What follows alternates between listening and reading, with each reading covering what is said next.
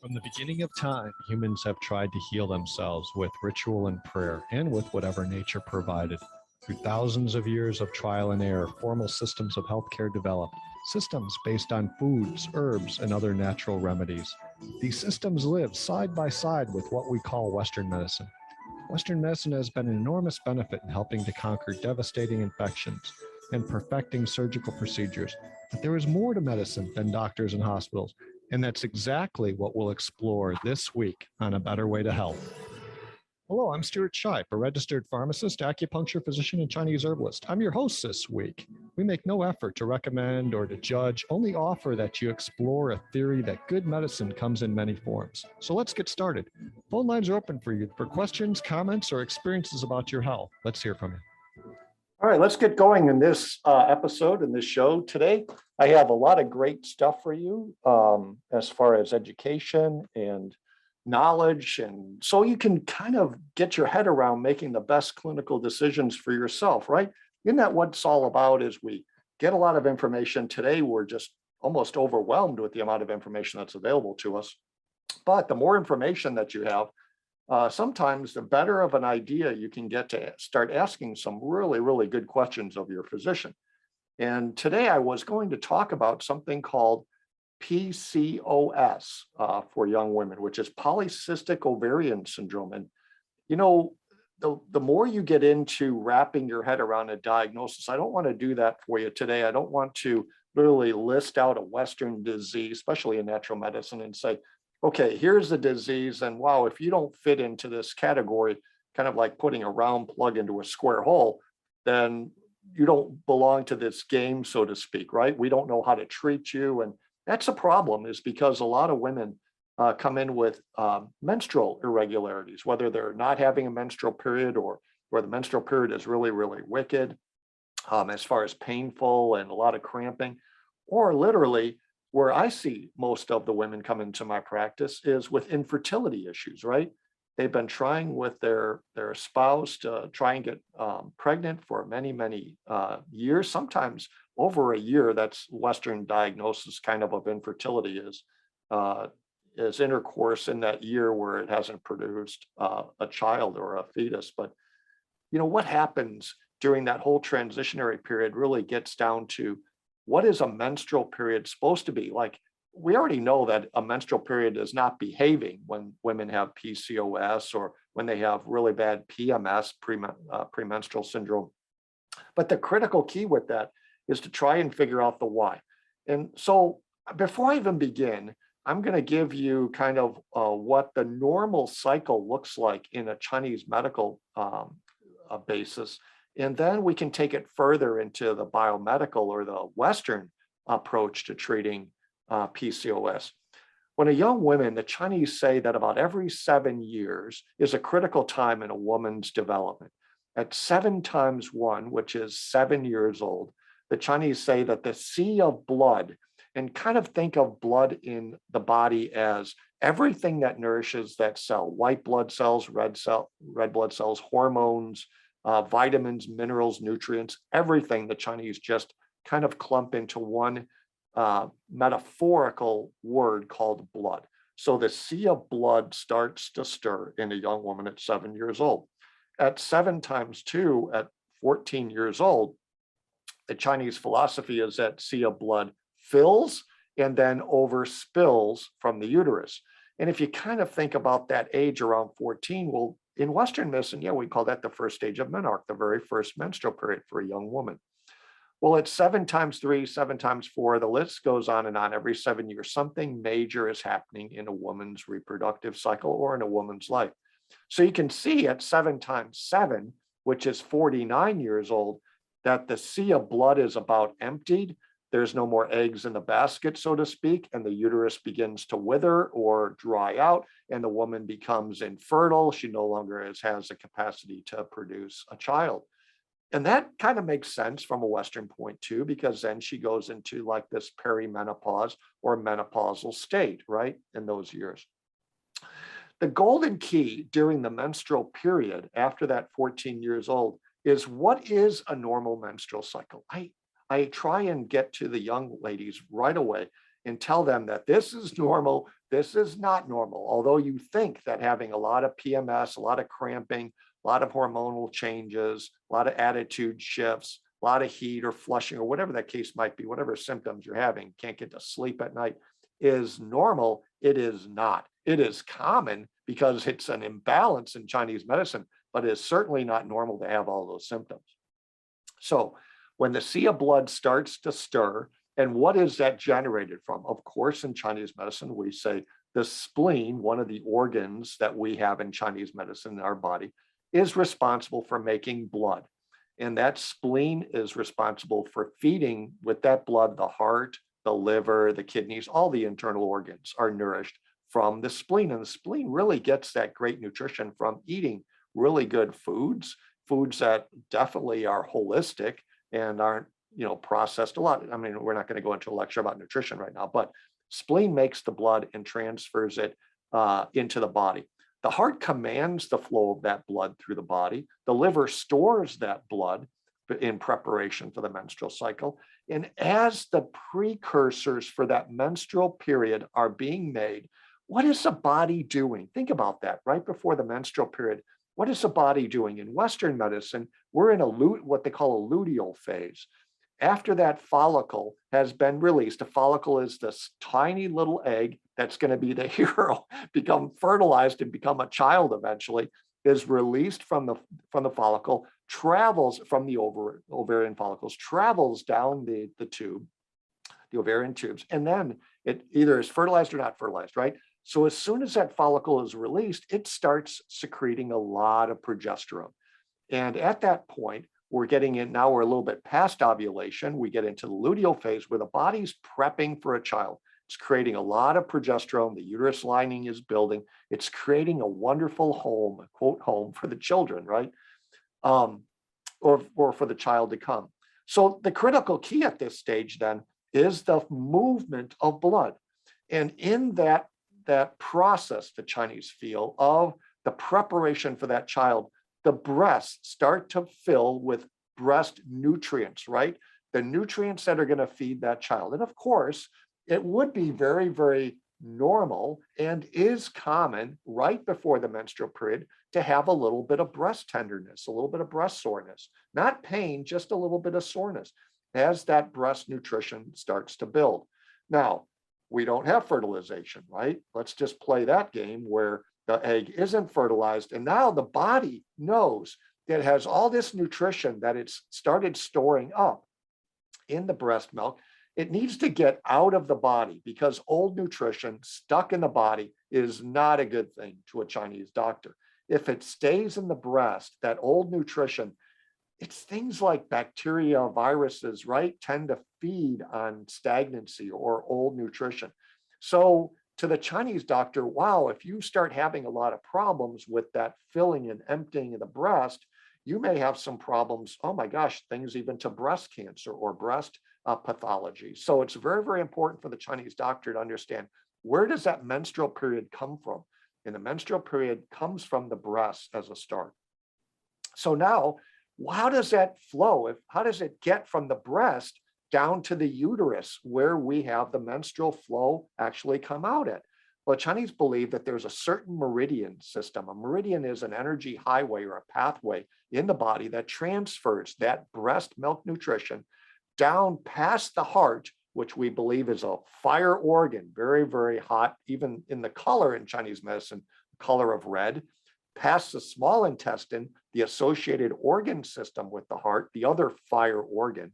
And as that white nutrition is transferred from the breast down past the heart, past the small intestine, the Chinese philosophy is that that nutrition is changed from a white color to a red color.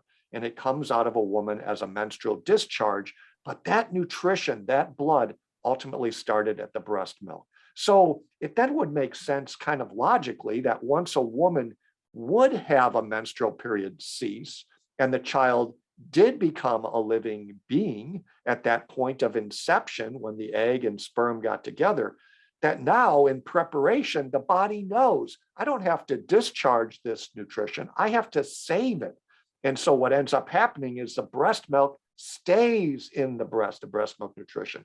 and menstrual period stops. It ceases to flow because the Chinese say it's not needed. It's not reducing that. Now, obviously, if it's bad and you're predisposed to a miscarriage, of course, a lot of blood is going to be coming out because that nutrition couldn't be held in the body. Interesting concept. Even as a pharmacist for 30 years, I try and wrap my head around the art of traditional Chinese medicine and their descriptions without having laboratory, without having CT scans and MRIs and all this great technology and hormonal levels of testosterone and progesterone and estrogen, everything that we know today in our biomedical world.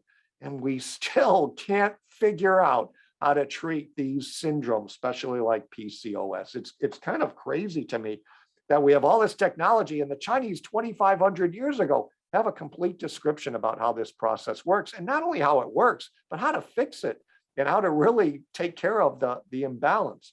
And it isn't really that hard. The hardest thing is kind of wrapping your head around trying to learn something new and actually opening yourself up, opening the mind up to saying, hey, I think that makes a lot of sense. I don't understand it totally, but I'm willing to give it a try and see if traditional Chinese medicine may be something that'll help me regulate my menstrual cycle so that I don't fall prey to these polycystic ovarian syndromes, PMS, which we're going to talk about at another show in depth. But let's just get into a little bit of this PCOS specifically. What is that? Polycystic ovarian syndrome. PCOS is the acronym for that. And it's an endocrine disorder. What does that mean? It's a hormonal disorder in Western medicine. In Chinese medicine, we're going to go into that in just a second, but let's talk a little bit about biomedicine, our Western thought process going on here. Primarily affects women of reproductive age. So you in your 20s and your 30s, maybe even young 40s, certainly are affected by this. Very, very complex disorder. Although it's very, very common, many women remain undiagnosed. They may be thinking, oh my gosh, it's a bad menstrual period, or I have these bad cramps in my lower abdominal, so I maybe worked out too hard, or I pulled a muscle, or whatever the case might be. But it's really in Western medicine, it's a defect in this, what we call HPO syndrome, HPO axis. What is HPO? So if we get kind of technical, which I don't want to get really deep, but if we get a little bit into that, then we think about hypothalamus, pituitary, and ovary. Now, these are all endocrine systems. A hypothalamus is something that creates a hormone, and it triggers the pituitary, who is kind of the control tower. And the control tower actually stimulates the ovaries with specialized chemical hormones that are transferred in the blood down to the ovary. And you might know those as LH, luteinizing hormone, or FSH, follicular stimulating hormone. That's kind of what we're talking about. Is it's a hormonal imbalance, right? There's something that's being not signaled correctly, or the hormones aren't being transferred correctly. Makes my head spin a little bit. But when you look at what's the commonalities in this syndrome is that we're producing too many androgens, which are male-like hormones like testosterone. We sometimes in the women, they don't have a menstrual period, or not only a menstrual period or a wicked menstrual period, but they're even not ovulating. So all of that, too much testosterone, no ovulation, and the development of ovarian cysts. A cyst is like a fluid-filled sac that literally can encompass an entire ovary if it's bad enough. But certainly are little cysts that appear right on the ovary or inside of the ovary. Now, the symptoms of that can occur from things like manifest as obesity, too much weight and gain in weight, insulin resistance, where we start losing our ability to properly handle blood sugar. Also, something called acanthosis nigrans. And what is that? That's like a darkening, specifically a darkening of the skin at joints, like in the elbows or body folds or creases in the legs. And acne, mustache, deepening of the voice, they call it Hirschism in biomedicine. That's not really pleasant for a young woman to start developing these type of symptoms. And if it's not caught in time, then even going and progressing all the way to things like insulin type 2, insulin resistance, where you have type 2 diabetes. So the goal in Western medicine is kind of multifold just kind of chasing the symptoms, right? If you have high testosterone levels, we need to get the testosterone levels lower. If you have things like diabetes or pre-diabetes, we need to get the blood sugar lower. We need to manage your weight. Now, those are all righteous as far as goals, but the key is it's how the treatment progresses. You know, the goal is to try and find in Chinese medicine the root of the problem, right? Because anyone can manage, we can have a drug for any kind of symptom to manage a symptom, but you pull the drug away and what happens? Symptom comes blazing right back because you never fixed the problem. And I always ask women in my practice, when you go in and see a physician, always ask one word all the time. It's only 3 letters. It's not that hard. It's why. You know, when a doctor tells you that this is your diagnosis, say why. And he then explains to that, and you say why. And you want to get down to the root. Why is this happening to me? How did it occur? And what are we going to do to fix it, right? Those are very, very important questions, other than, oh, you're going to take metformin, which is a drug to try and help enhance not only the liver's ability to handle blood sugar, but also the resistance of the insulin at the cell. It helps that insulin resistance in Western medicine, but it's a drug, obviously, and it does have potential side effects. We target a lot of the hormonal disturbances with things like oral contraceptives in young women, and manage infertility with ovulation agents. So if the woman's not ovulating, well, give her a drug and push that ovulation, you know, get that going as much as we possibly can. And I just kind of think of that as it's still just masking the symptoms. It really hasn't gotten to the root cause of the problems. So not only do we have disturbances in that HPO axis, remember me talking about that hormonal axis, is that now we start having some really, really weird levels of LH, luteinizing hormone, or FSH, follicular stimulating hormone. And that is generated in the body, estrogen, testosterone, also those disruptions generated by a lot of internal signaling from areas other than the HPO axis. So I want to talk about literally, you think this is a small issue, right? And it's like, well, why is he talking about PCOS? That's so abnormal. Well, according to the CDC, as many as 5 million women are affected by PCOS in the United States. 5 million. And that's only the ones that we know about. That's kind of like celiac or Sprew's disease, where probably goes on 5 or 7 years on average before a physician in biomedicine even picks up that that might be the diagnosis. So I really do feel there's a ton of women, young women of reproductive age, running around infertility, don't even know they have PCOS or an abnormal balance of the hormones. And about 3.4% of women worldwide it affects. And that's often diagnosed in women that are usually younger than age 30. It doesn't mean that if you're older than 30 years old that you can't acquire this syndrome as well. And it is a lifelong condition. It's not something you're just going to get rid of overnight.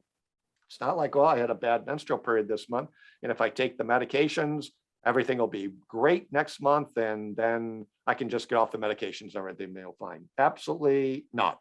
Actually, management of this condition, you heard me say management, which means that it is a lifelong condition, tends to focus on the treatment of infertility mostly. And that kind of drives me kind of crazy because some ladies aren't interested in the treatment of infertility.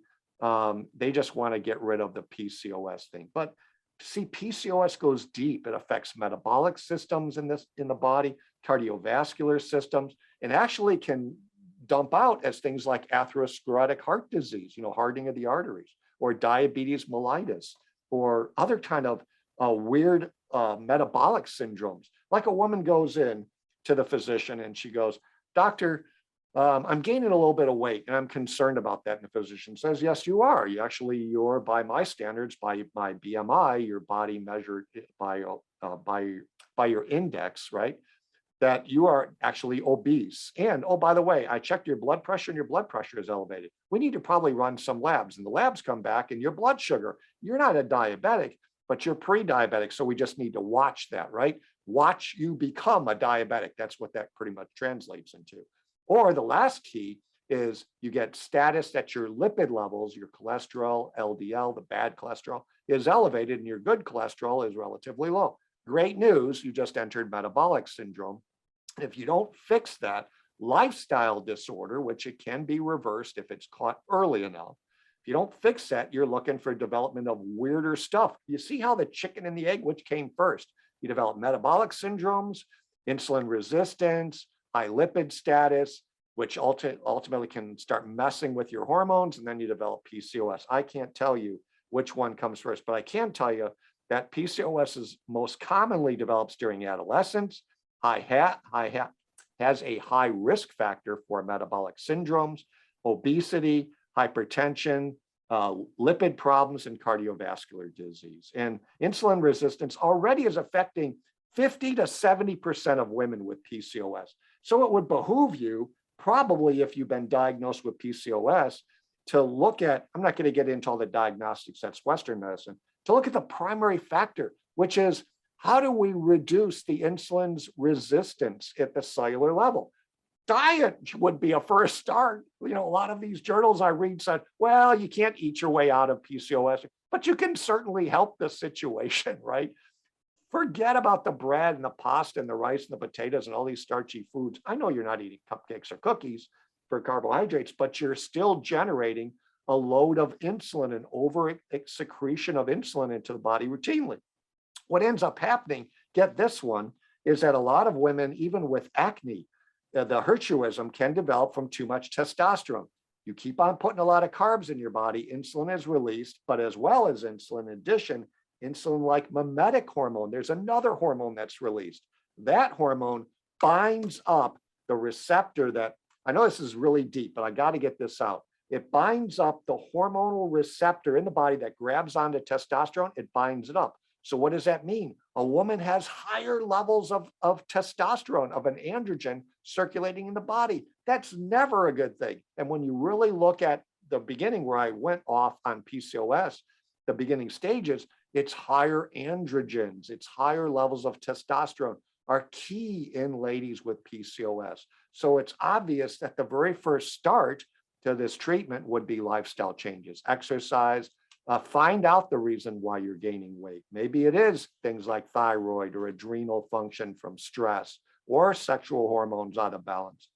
And the Chinese way to deal with that, obviously, is always getting to the root. So consider that. Get into the consultation that I have available for you guys. It's 772-398-4550. It's my phone number at the office, but you can get online really easily at traditionalchinesehealing.com and say, I want a consultation. I want a consultation, Dr. Shipe, on this PCOS, how it's affecting me. Let me hear your story. Let me hear the pattern. Let me see where you're at in that presentation. And let's talk about some of those risk factors that you might have so that we can really get to the root for you, which means it's an individualized treatment. Don't keep on going around thinking that I'm wearing a PCOS badge. It's not that. There's other factors that are generating these symptoms. We're not going to get rid of the symptoms. We're going to go to the root cause of the problem. I look forward to literally helping you figure out what's going on with you. Give my office a call, like I said, 398-4550, area code 772, or online at traditionalchinesehealing.com. Hope you enjoyed this first segment, this show, and listen in. We've got more to come. And best be with you health-wise. I'm Dr. Stuart Shipe.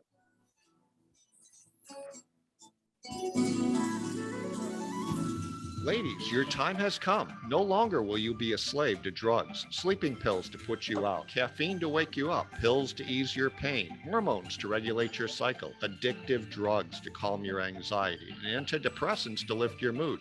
Find the root cause of your imbalance and quit treating only the symptoms. You deserve so much more out of life. Women's Traditional Chinese Healing was created for you. Welcome to A Better Way to Health. Our experienced physicians listen to your concerns and formulate an individualized treatment approach to bring you back into balance. We specialize in women's natural health care. When was the last time you really felt amazing? If you don't remember, let us help you refresh your memory. I invite you to contact our office for a consultation with our physicians to determine if you are a good candidate for what we have to offer. Call 772-398-4550 or online at traditionalchinesehealing.com. That's 772-398-4550 or traditionalchinesehealing.com. Do you have a medical problem that remains unsolved? Consider an acupuncture treatment and the use of traditional Chinese medicine from an experienced physician. Dr. Stuart Shipe is a board-certified acupuncture physician, Chinese herbalist, and registered pharmacist who offers views on a better way to health. Learn about the ancient healing art. Call in with questions every Wednesday morning at 11 right here on WPSL, on TuneIn, and Alexa and Google Home. This is WPSL Port St. Lucie.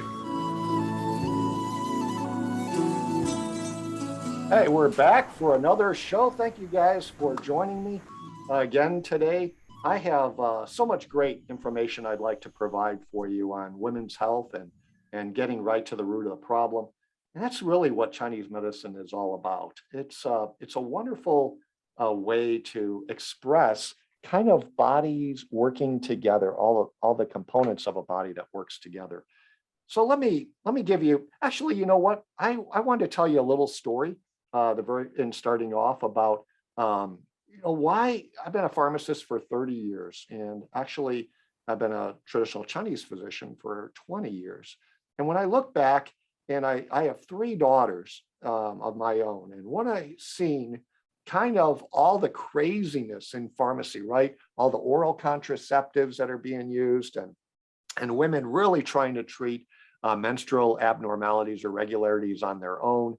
Things like with, oh my gosh, pain relieving and cramping relieving, ibuprofens and the non-steroidal families and all these over-the-counter products. I think, wow, they really just don't know where this is coming from. They don't know why they have PMS or PMDD, which I'm going to be talking about today, and how that develops. And then not only how it develops, but how can I treat it personally? So I don't have to run to the doctor every single month or every quarter and take my birth control pills, which is crazy kind of to me sometimes when I really think about how many young women are taking pharmacological therapy like birth control. And it's definitely not for birth control. It's to try and regulate the hormones. And when I think about that, just logically, I understand it as a pharmacist about the interplay between estrogen and progesterone and testosterone and prolactin and all these different types of hormones. I start thinking to myself, why don't you kind of let the body determine the balance? Isn't it designed innately intelligent to take care of itself? If you cut your finger and you just wash it with a little bit of soap and water, doesn't your finger heal? Your body really has a pretty good idea on how to balance things. In a woman, it is definitely very complex. I mean, it's a huge interchange of a lot of different hormones going on at one time. And if that's disrupted or disturbed in any way, of course, your body is going to give you symptoms because it's starting to lose function. And with my daughters, I thought, I am not going to go down that road where now as a pharmacist, I'm just, handing my daughters contraceptives to try and deal with their PMS symptoms, or, giving them a lot of non-steroidal drugs over the counter because they literally have problems. So my thought is, in Chinese medicine, when I started learning this, that was one of my first approaches is, how can I help my daughters? And I described in a previous show about what is a healthy menstrual cycle. If you didn't pick up on that, go back to the show that we had on PCOS and listen to me describe kind of like that, how that healthy menstrual flow should occur. But for a young woman, it's things like right immediately, maybe a day, couple days before the menstrual period is supposed to come, the breast should feel a little bit tender. And then that tenderness should go away. And then all of a sudden, like, wow, no cramping, no pain, really not a lot of advance notice. The menstrual period just starts flowing, right? And it should be light, then heavier, then heaviest, then lighter, then almost gone. So 4 to 5 days on a menstrual flow is actually normal in Chinese medicine, and hopefully common for you as well. The other factor would be the length of the care. The length of the menstrual flow would develop what kind of care you would need that way. What does that mean? Some women come in and say, well, my menstrual flow never stops. Like it'll go on for 2 weeks. Maybe I'll spot for a little while and then it starts right up again. And then, wow, you really have to be considerate of maybe things like iron deficiencies or anemias that may start developing because the woman is losing so much blood. And obviously iron isn't something that like evaporates out of our body, but if you have a good enough flow of blood constantly from menarche, you will start developing iron deficiencies as well. Sometimes even other stuff, folic acid or B12 deficiencies. So that should only go on for 4 to 5 days, and it should be about every 28 to 32 days. The cycle, right? It's cyclical every single month as the ovaries producing one follicle 1 month, the other ovary jumps in the next month, and it goes back and forth even on the ovaries, trying to find the best follicle out of that ovary to produce or present to the potential for fertility or for fertilization. So now we've got the idea that 4 to 5 days long, should be every 28 to 32 days. Now here's the kicker: no cramps, no clots, and no pain. See, the problem with that in Chinese medicine is the prior show when I talked in PCOS about how that blood is transferred from the breast milk down to the uterus. When that becomes stagnated or clogged, we might call that blood stagnation, and it would come out as blood clots. So there's herbal remedies and there's acupuncture points that are specifically designed to resolve blood stagnation in the body, right? There's sometimes a weak menstrual flow. Well, what happens, like I said, it was too much, right? Too much menstrual flow. That could be from heat, and heat in Chinese medicine would be infection or inflammation, probably in this case, more of an inflammatory process as well, where the menstrual period doesn't cease. Usually really, really wicked, heavy menstrual periods in Western or in biomedicine are usually attributed to a deficiency or lack of progesterone or an oversecretion of estrogen and estrogen dominance. We have a really heavy or really wicked, painful menstrual period.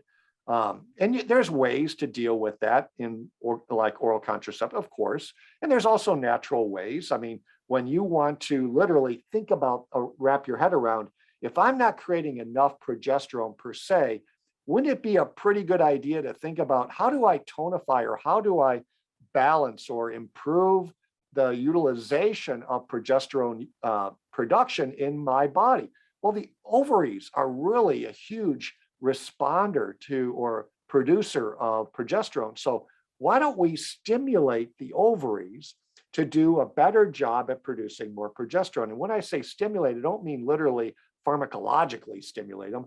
I'm just provide all the nutrients, all the resources, all the precursors so that that ovary can actually utilize that signaling, that hormonal signaling, maybe like ovary or ovarian tissue from a cow, right? Would be one of the concepts that now we're getting this signaling, this hormone signaling to the ovary to produce more progesterone. And ultimately that would help resolve a lot of the clotting and a lot of the pain, especially at the start of the menstrual period. There's different herbs too. What if your menstrual pain comes right at the onset or prior to the onset of menstrual? That means a lot in an herbalist point of view. Is there's some herbs that are used right before, if you're having cramping before the menstrual period even begins, and there's other herbs that work better at treating this pattern once the menstrual flow has already started. In Western medicine and biomedicine, it doesn't make any difference. Pain is pain, cramps are cramps, clotting is clotting. And trying managing that is kind of like, I kind of put it as chasing the dragon's tail a lot of times. As a Chinese language means that you're always behind the game. You have to determine what hormones are out of balance. Is it serotonin, or is it progesterone, or testosterone, or prolactin, or estrogen? And then once you figure that out with a lab, now you provide the therapy. And the next month you come back in. This is like bioidentical hormone therapy too in ladies' life postmenopausally. You come back in, the doctor runs more labs. They change the prescription. Now you take that for a month. Whenever you're going to get in front of the game, like how do you get the body to actually recognize that its own tissues are not supporting the game, right? Or not producing enough of the hormone balance. I think that would be the more applicable natural approach in dealing with menstrual irregularities, is to figure out first of all, what is healthy? Like I just told you, what is healthy? What's healthy in a menstrual period? And if it's not healthy, then we have to figure out what the imbalance is internally. I didn't say hormones. I'm not talking about We're talking 2,500 years ago. We didn't know what testosterone was. We didn't know what estrogen or progesterone was, but we had a beautiful way to describe what a healthy menstrual period was and what you do with the menstrual period if it's not described as what I just termed for you, healthy. Because it doesn't only get just PMS stuff. It's not just cramping and clotting in a woman's life. This can be disabling. So PMS, this premenopausal disorder among premenopausal women, can have a major impact on their lives. Major. There's something even real. It's like PMS on steroids, which is called PMDD, premenstrual dysphoric disorder, can cause physical symptoms as well as psychological symptoms too. Things like depression and anxiety, and the most severe is literally leading to thinking that you're going nuts. So what do? Do you give yourself antidepressants and a bunch of psychoactive medications? No, of course not. You just, and PMDD and PMS, it's just a diagnosis name. It's in Chinese medicine treated exactly the same, thinking about what's the pattern, what's the symptoms that are being expressed in this woman, right? So PMDD involves, like I told you, not only physical, but psychological symptoms that develop during the luteal phase, which is the second part or the later part of a menstrual cycle. Starts with follicular, then ovulatory, then luteal, and then you have the menstrual bleed, right? And it resolves right after the menstruation begins and usually can affect the daily functioning. It really, at least one symptom will occur as far as PMS or PMDD, but certainly it can impact a woman as far as 5 different emotional and physical symptoms, at least 5. And I'm going to go over some of those like risk factors and symptoms in just a second. You're probably saying the same thing I just said about PCOS in the prior show, about what is the prevalence for this, right? Because when you were in high school and your menarche probably had started or right around that time, maybe late junior high, right? 80% of women report at least one physical or emotional symptom during the luteal phase of the menstrual cycle. That's 8 out of 10 women. That's pretty high. And most of them don't experience any kind of significant impact on daily functioning. Yeah, I had my menstrual period. It's not great. It's 2 days long and it stops and I'm fine. Doesn't come again until next month, and I just spot a little bit. Or the opposite spectrum, where it's so heavy and I'm almost like hemorrhaging, and now I'm on drugs because it's way too much bleeding. So there's a huge spectrum of PMS, but most of the ladies don't experience too many problems. If you just stay within my healthy, keep with me and just stay within the healthy system that I just described for your healthy menstrual system, you'll always be a winner. Remember, 4 to 5 days long, no clots, no cramping, a little bit of breast tenderness that goes away before the menstrual flow begins, and about every 28 to 32 days.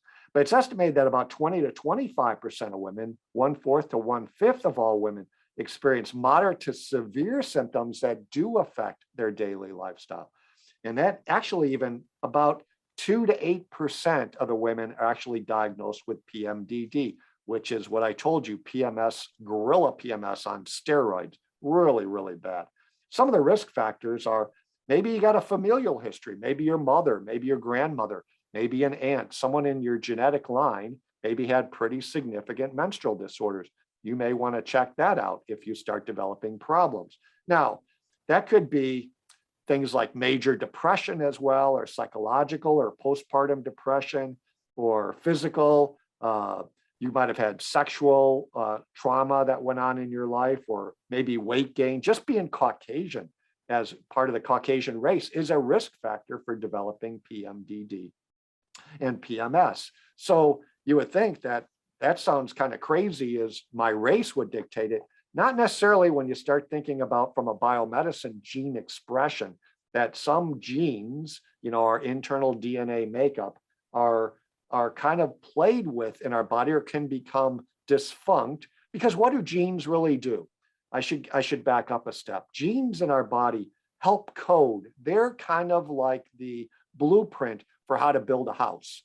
And genes, when they're expressed, tell the body to do something, to make an enzyme, or to manufacture a protein, or to build a certain type of a structure in our system. So they're really, really important. What people really do think that come into my practice that I've talked over and over again, they say, well, what do you expect about the rheumatoid arthritis or the autoimmune disease or the PMS or the PMDD, because my ancestors had it, so I'm doomed. And I say, yeah, you're not doomed. And the reason why is because although you may have a genetic expression problem, right? You may have had a defect in how your body codes, genetically codes for the workings in your body. Although that may be present, it doesn't mean you have to turn on that gene to code, which is kind of like I say all the time. If you have a light switch on the wall and your mom and your grandmother and all your ancestry had given you that light switch and put that into your body genetically, that light switch for the rest of your life can stay turned off, and it never will have to worry anyone with being blinded or having too much light, right? But there's things that we're exposed to in our life, trauma and pesticides and toxins and mold and bacteria, and the list goes on and on and on, that actually are the triggers. They're the lesions. They're what triggers that gene to turn itself on. And the light switch goes on, and then you express the gene problem, which we may be talking about with predisposition to major depressive episodes, right? And you're like, oh yeah, my mother and my grandmother had major depressive episodes, bipolar. I'm just going to be doomed to get it. Again, not necessarily. You got to go back to the risk factors and figure out what's the trigger. Of course, try and avoid the triggers that kick that into full gear. Put them to sleep. It's not going to go away. They're never going to take the light switch out of your body. You're stuck with that for the rest of your life. But what you can do is you can reduce the effects of that gene or what it does in the body. So let's translate that over to Chinese medicine, because that makes a lot of sense for me based on a simpler Chinese medical pattern, is that when a woman's egg is produced by the follicle and it travels from the ovary down the fallopian tubes right there, the egg is called yin and the sperm is called yang, Y-A-N-G. Many people say yin and yang. You know what I'm talking about, right? It doesn't really mean anything, doesn't have a lot of connotations by themselves. It's just the polar opposites of being able to describe kind of on how an individual actually can function, how this reproductive system operates. So when yin and yang hit each other, they create in Chinese medicine a beautiful life force, and life begins right there, right when that egg and sperm hit each other. In Chinese medicine, that's called Jing Qi, Jing. What does that mean? What does Qi mean? Well, Qi in Chinese medicine is this innate, unseen, very powerful force that the Chinese believe is constantly circulating through our body, kind of like a life force. And that can become stuck, that can be depleted, that can be stuck and stagnated. There's many ways that Qi works. But in this issue, if you're thinking about an egg and a sperm meeting together and forming the initial battery charge, so here's where the DNA comes in, right? In Western biomedicine, they say DNA is created from the mom and the dad in two strands of DNA. You get one strand from your mom, you get one strand from your dad. And that's where that initial DNA coding occurs.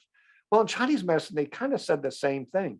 That's where the life force is actually engendered for that humanoid.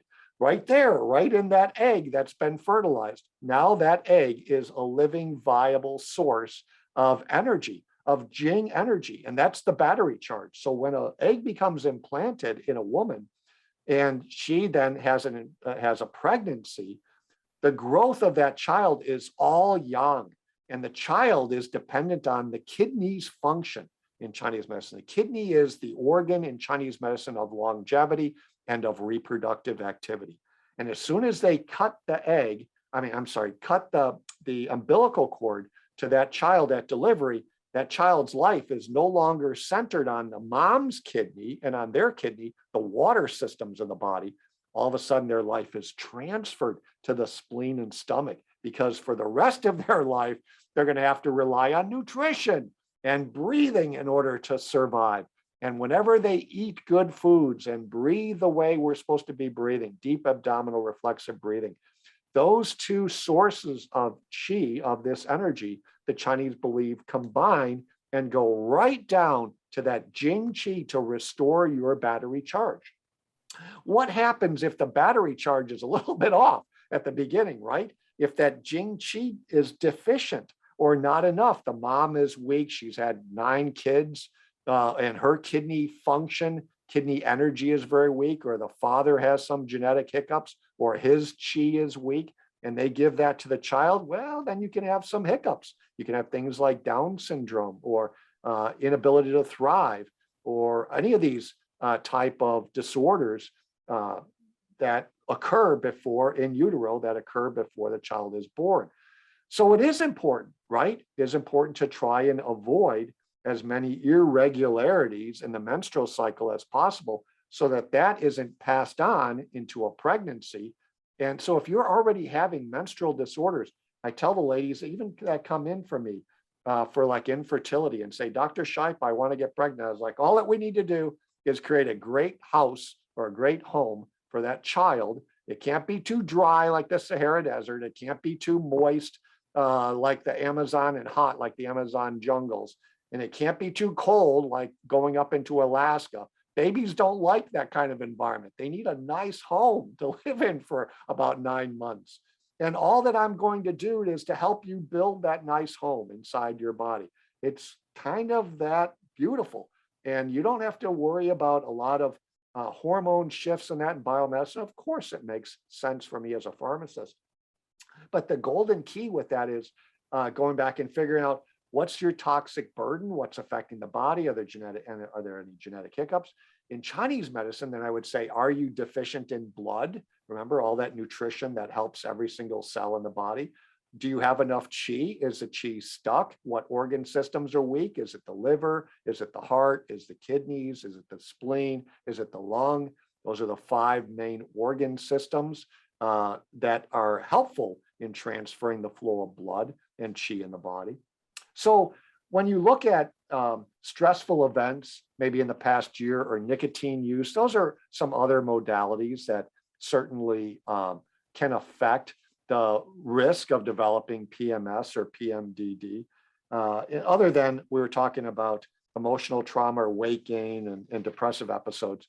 The symptom, well, I could go back and say, so how do we evaluate and how do you differentiate the diagnosis of, well, first of all, you go back, just in Chinese medicine, same way than biomedicine, is you literally have to go back and find out a thorough history of the patient's disorder or their imbalance, their present illness, not only where they are now, but how did they get there? You know, what's your lifestyle? What's your relationships like? What's your nutrition like? What's your exercise habits? I mean, what's your mental health status like? All of those, everything, listen, everything that you tell a Chinese doctor means something to them. And they just plug in all of these symptoms into a syndrome or a pattern, and we treat the pattern. We don't treat the symptom. The symptom will go away if you treat the underlying root cause of the problem. So things like abdominal bloating and breast tenderness that's bad, or swelling, headaches, nausea, abdominal cramping, weight gain, swelling of the hands or the feet, or joint pain are all common symptoms of PMS. But when you get into really bad angry outbursts or confusion, depression, changes in libido, you know, which is huge for a lot of elderly women, but why would that be common in younger women? Unnecessary, right?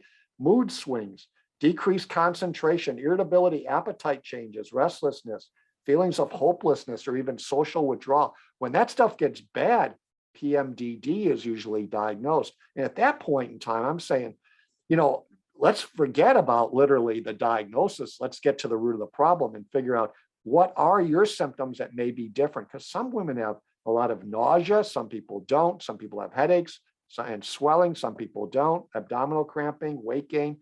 Oh, the list goes on and on. But you know what's really crazy when I look at that host of symptoms is I could probably take at least half of those and tell you those symptoms are caused by insulin handling problems, maybe by hypoglycemia, not having enough blood sugar in the body, or hyperglycemia, having too much.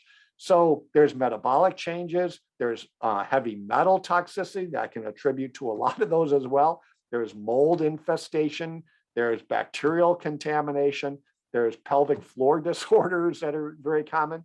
There's pelvic inflammatory disorders that are common. So you just can't put a label on it. That's the beautiful thing about Chinese medicine. It's individualized. So you want management, right? How do you manage this problem? Well, find out, first of all, how you can do self-treatment, is maybe exercise or maybe vitamin or mineral supplementation or relaxation therapy. Those are all great, but you still have to find out the why. I would get a consultation done, and that would be my recommendation. So give my office a call at 772-398-4550. Say, I want a consultation with Dr. Shipe. I don't know if I got PMS or PMDD, or I don't know what I've got, but I am miserable and I'm tired of taking drugs and I'm tired of not getting the why answered, and I want to feel a lot better. Or make it really simple on you, traditionalchinesehealing.com. And just click on I want a consultation. You fill in the form really quick and my staff will call you, get that all set up, and you will have the answer to what you've been asking yourself for possibly years, is why do I have such a wicked menstrual cycle and how am I going to help it on my own? If you want those questions really answered, folks, you got to find out the answers. And I'm here to help you do that individualized. Just give me a call, 772-398-4550 or traditionalchinesehealing.com. I enjoyed the show. Hope you enjoyed the show too. Today, tune in for other episodes. Tune in for my other shows. We had one very close, like I said, to PCOS, to PMS, PMDD, all to try and help get women's health back on the front page and get your problems resolved. I'm Dr. Stuart Shipe.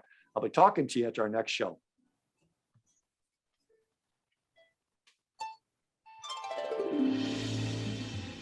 Thanks for listening to A Better Way to Health. Discover health, wellness, and healing by booking your consultation with Dr. Shipe. Call 772-398-4550 or book online at traditionalchinesehealing.com.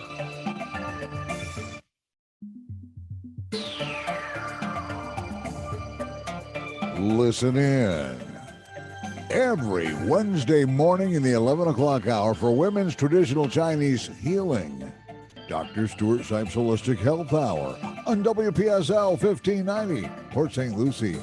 It's one of the many reasons why we're the talk of the Treasure Coast.